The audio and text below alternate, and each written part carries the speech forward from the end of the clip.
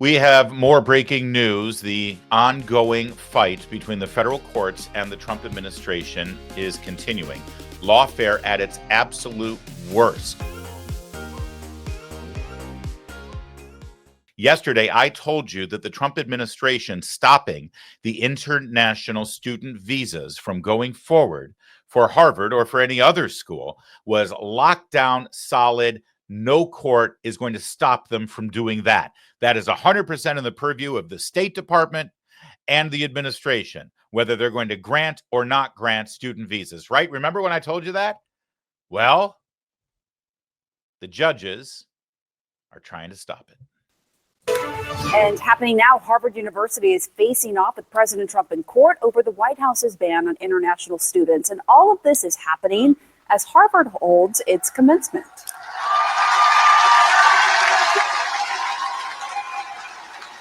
As you see, the university president received a standing ovation after welcoming graduates from around the world, saying, quote, "just as it should be."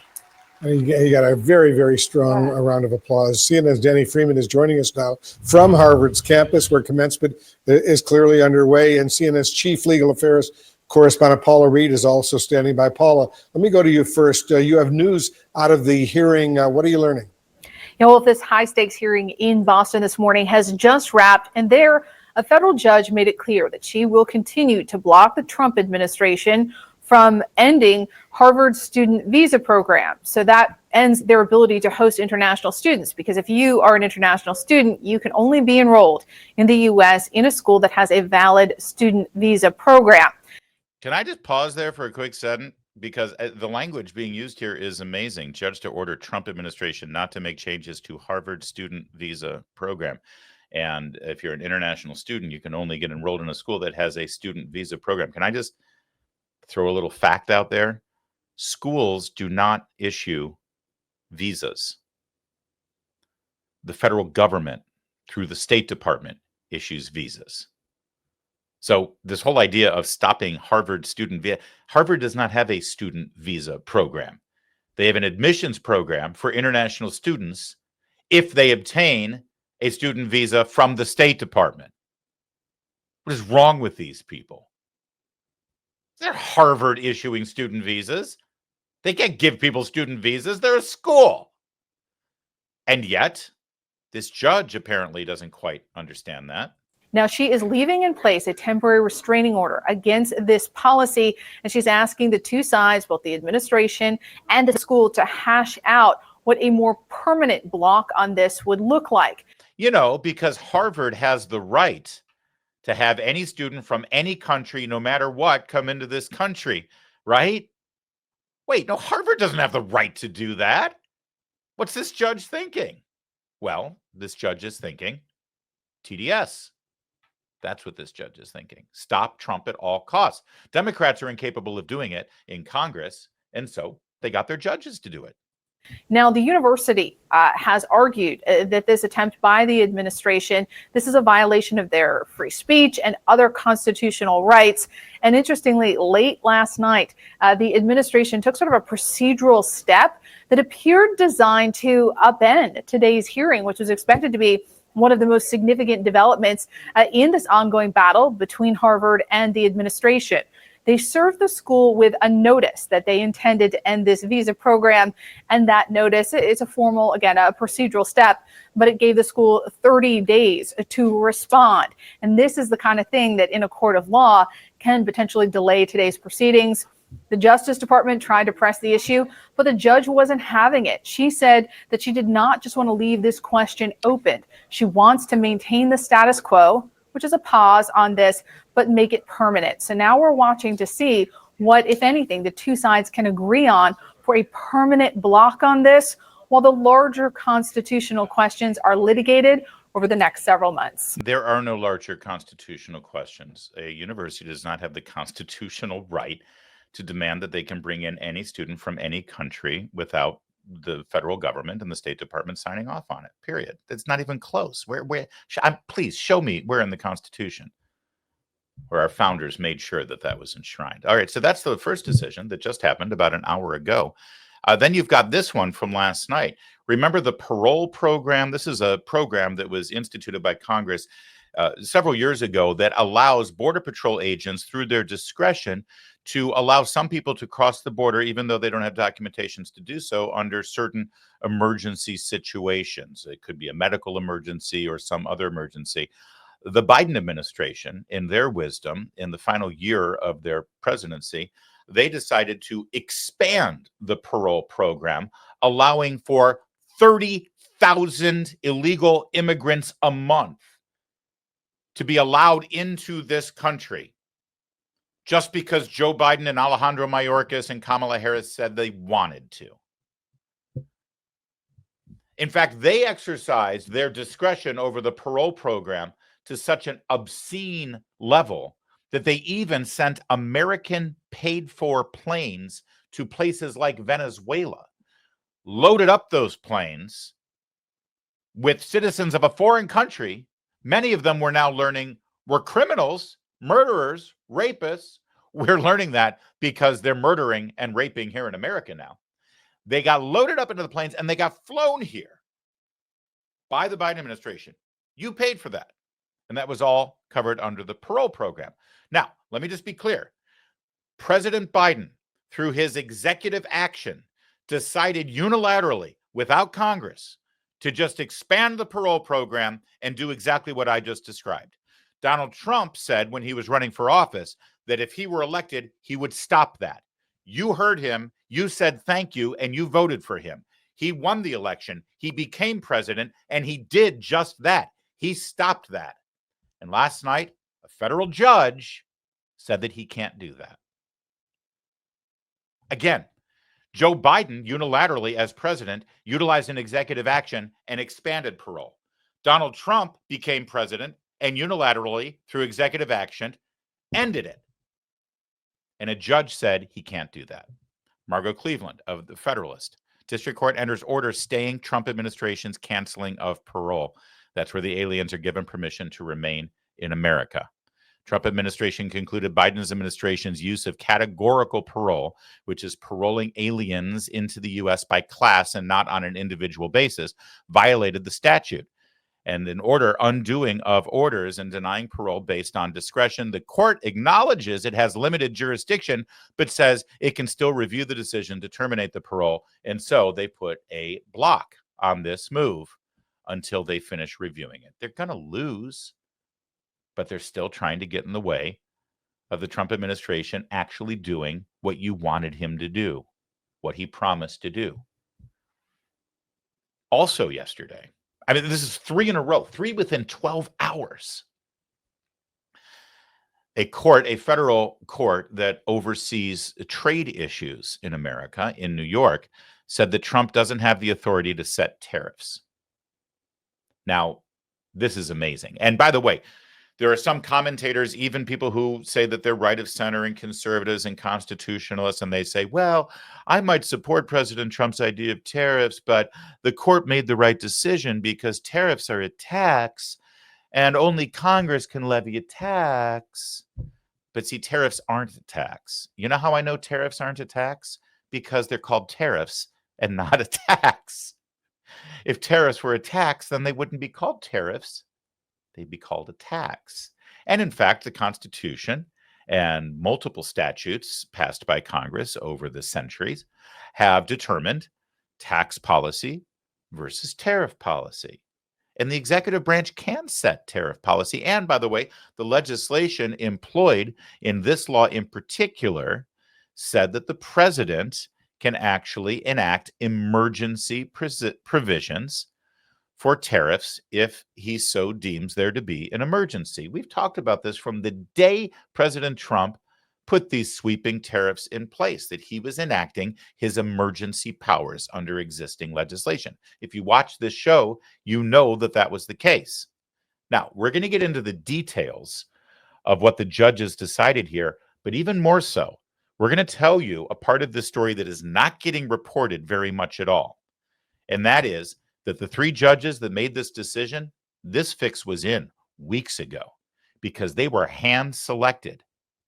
to make this decision. They were hand-selected and deliberately placed on this case, knowing that they would deliver the decision they just delivered. That was reported weeks ago. We're going to give you the details of that coming up in a second, because you're not getting that elsewhere. But first, Caroline Leavitt, just about a month and a half ago, made comments about this obscene miscarriage of justice that we've been seeing week after week after week, where federal judges do what I just laid out, these three decisions, where they overstep their bounds, they overstep their constitutional authority, and they do whatever they can to stop Donald Trump, not because of the law, not because of policy, not because of principle, but because they just want to stop Trump.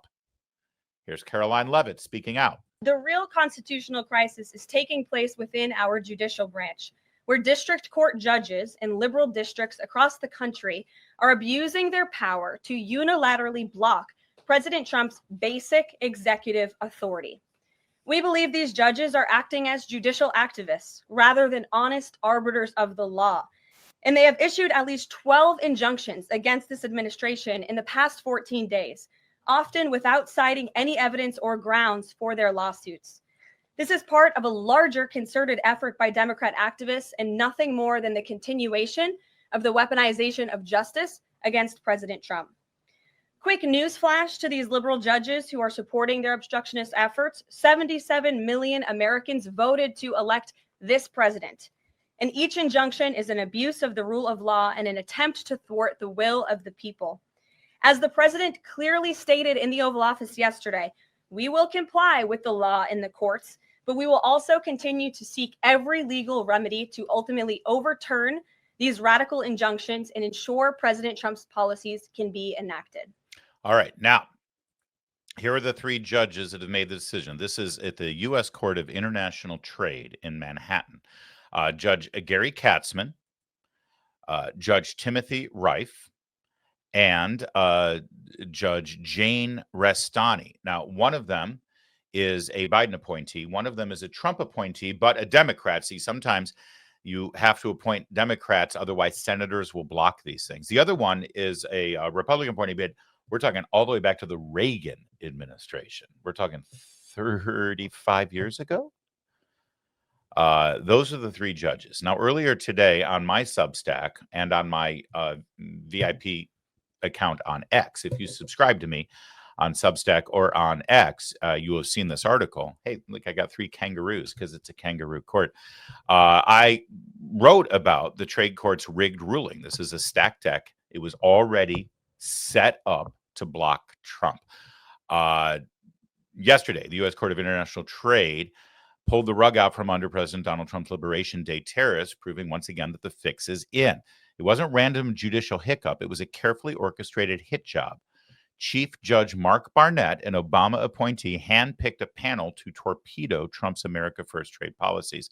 The decision to block the tariffs, vital for reviving American jobs and curbing foreign exploitation, exposes a judiciary more interested in political games than justice. Now, real fast, I'll give you the background here. On April 2nd, Trump invoked the International Emergency Economic Powers Act. That's a law passed by Congress, signed by a previous president, the IEEPA. Duh. He declared the U.S. trade deficit, $1.2 trillion in goods, a national emergency. And his plan to fix that emergency was to institute a 10% tariff on all imports and steeper levies on serial trade abusers like China, Mexico, and Canada. These tariffs weren't just taxes. They're not taxes. They're tariffs. They were a lifeline to bring manufacturing back, secure the borders, and force fair trade deals. I should have also added to stop the flow of fentanyl, which is also an emergency and was also one of the reasons for enacting the Emergency Economic Powers Act. The three-judge panel yesterday, Katzman is the Obama appointee, Reif is the Democrat, who is a Trump appointee, and Jane Restani is the Reagan appointee. They ruled that the IEEPA doesn't give Trump the power to impose such unbounded tariffs, dismissing the trade deficit as an unusual and extraordinary threat. Okay, now, here's where the fix was in. Deborah Heine, a great investigative reporter, reported earlier this month at American Greatness that a source close to the court revealed that Chief Judge Barnett deliberately stacked the deck. Let's go to Deborah Heine's article. This is at American Greatness. And notice the date, May 15th. May 15th, she reported this story. A 3-judge panel at the United States Court of International Trade in Lower Manhattan heard arguments in the case Tuesday and reportedly appeared skeptical of the president's arguments. If the panel decides that Trump's emergency declaration was unlawful, which they did, it would effectively block the president's global tariffs. The chief judge of the United States Court of International Trade is Mark A. Barnett, who joined the court in 2013 after a nomination from President Barack Obama. He became chief judge on April 6th, 2021. Who made him chief judge? Joe Biden. According to a well-placed source, rather than drawing the panel at random, which is the normal procedure, where you've got all these judges. This happens at district court judges, district courts a lot, or at appeals courts, right? At circuit courts, where who gets this case? Who's going to be the judge that gets this case? Well, it's a random drawing. You just pull the names out. Rather than do that, Chief Judge Barnett fixed the outcome by he hand-selected the 3 judges who he knew would overrule the president and render his tariffs null and void. The source told American Greatness he was given this information by very reliable people who are very close to the court. The 3 judges deliberating the case, as you know, we already just laid out who they are. The same panel is reportedly set to hear arguments in a parallel case brought by 12 state attorneys general on May 21st. The Courthouse News Service provides a rundown of the court proceedings, but we don't need to get into that because the court proceedings are done with. The fix was in. And there's no other way to say it. That I think Stephen Miller called it a judicial coup that is going on. It's like every single day you see another story. Today we have 3 stories of judges who are overstepping their authority, overstepping the constitutional provisions that the judiciary is allowed to enact, and obviously going well beyond what their powers are. And in this case, you've got this Chief Justice Barnett who deliberately rigged it so that Trump's agenda would be thwarted, at least temporarily, at least for a while. If you're frustrated that not enough is getting done yet in this second Trump term, it's pretty clear why. It's pretty clear what's happening, and it's pretty clear that it's orchestrated. It's pretty clear that it's plotted and planned and quite deliberate. Something has to be done about this. Chief Justice John Roberts actually can exercise quite a bit of authority over a lot of these things, and so can the House of Representatives, if they have the courage to do it.